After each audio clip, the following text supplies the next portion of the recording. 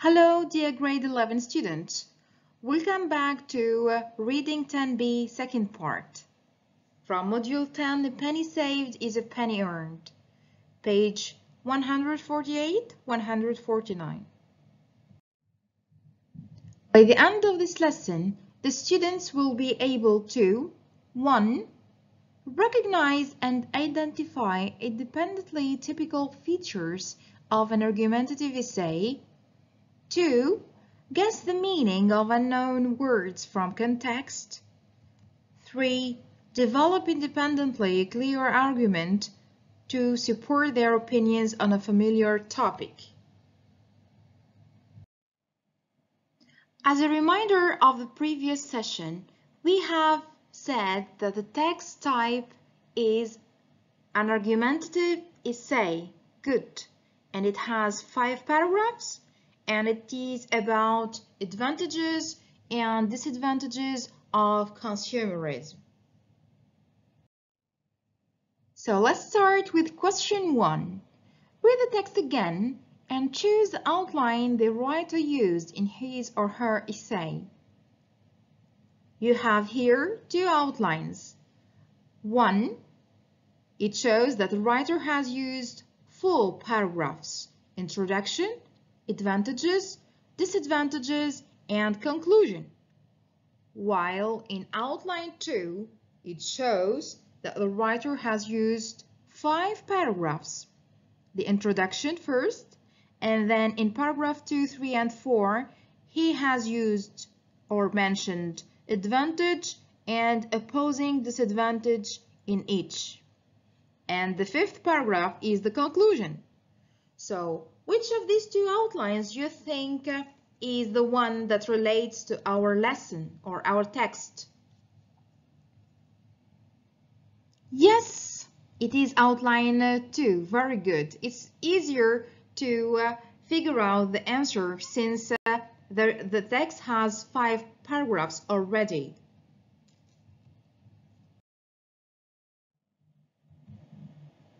Question 2. Read the introduction, paragraph 1, and pick out the sentences that tell the reader what the essay is going to be about and what type of essay it is. In other words, it's called the blueprint for the essay. So you can find this in the introduction in line 5. Good. So a look at how consumers, businesses, and society as a whole are affected by the advantages and disadvantages of consumerism will help us gain a clearer perspective on the issue. B.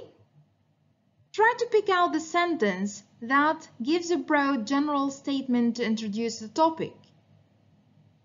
It's also in the introduction. Okay, so it's from the very beginning of paragraph 1. The term consumerism was first used in 1915 to refer to the protection of consumer rights. Over time, it evolved and came to mean the continuous cycle of buying and selling goods. Very good.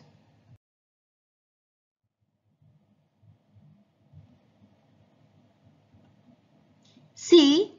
Pick out the sentence that identifies the problem or controversy. This shift in how consumerism is perceived and thus defined brought with it a great deal of controversy regarding the general impact that consumerism is having. Some maintain that it offers considerable benefits, while others believe that the drawbacks far outweigh the benefits.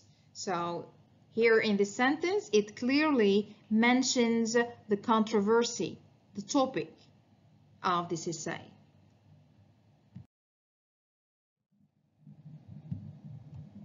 Question 3. Which of the previous sentences that we have just mentioned makes the thesis statement, and what does it say? Yes, it's sentence A.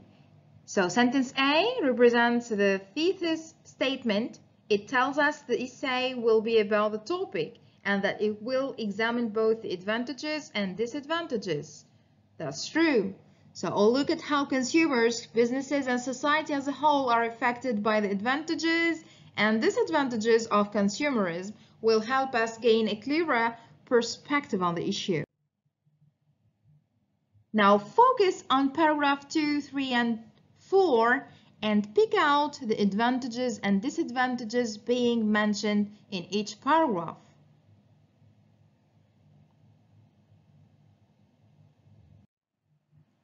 You will fill in this table with the information that you take from paragraph 2 and 3 and 4.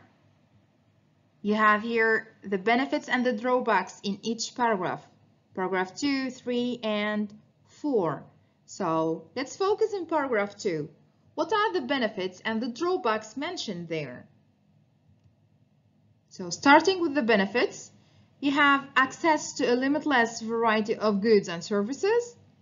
2. Raising competition between companies results in innovative, reliable, and good value products. On the downside, so spending or wasting money on things we don't need. Good.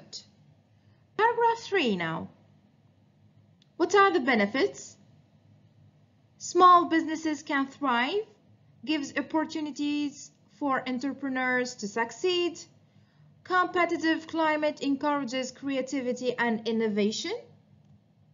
On the other hand, small companies may not survive the competition and will be forced to close down. Very good. Paragraph 4 now. So the benefits of consumerism mentioned in paragraph 4 are: it stimulates economic growth. More demand on production means more jobs, higher wages, and higher standard of living. Conversely, consumerism harms the environment, waste, scarcity of resources, and it will also impact the health and general well-being of human beings. Now we move on to task F. You are going to look at the highlighted words in the text and match them with their meanings from A to G. First word, controversy. Outweigh. Affordable. Downside. Thrive. Conversely, mindless.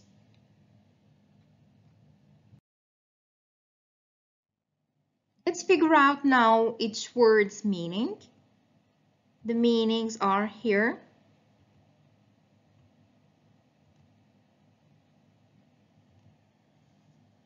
So, word 1, controversy.